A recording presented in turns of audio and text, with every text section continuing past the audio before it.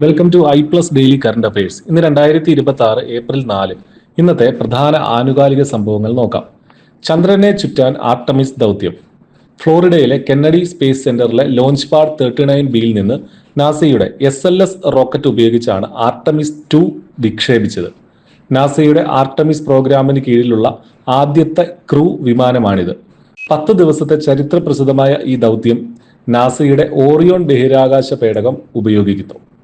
International renewable energy ഏജൻസിയുടെ കണക്കനുസരിച്ച് 2025 ആഗോളതലത്തിൽ മൂന്നാമത്തെ വലിയ പുനരുപയോഗ ഊർജ്ജ വിപണിയായി ഇന്ത്യ മാറി.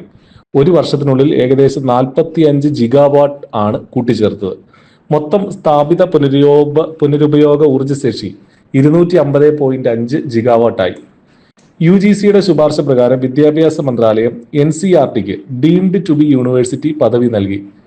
ഈ പദവി കൂടുതൽ അക്കാദമിക് സ്വയംഭരണം നൽകുകയും പുതിയ കോഴ്സുകൾ അവതരിപ്പിക്കുന്നതിനൊപ്പം PhDയും ഗവേഷണ പ്രോഗ്രാമുകളും നൽകാനും NCERT അനുവദിക്കുന്നു. ഡെയിലി കറണ്ട് അഫയേഴ്സ് ലഭിക്കാൻ ഇപ്പോൾ തന്നെ ചാനൽ സബ്സ്ക്രൈബ് ചെയ്യുക.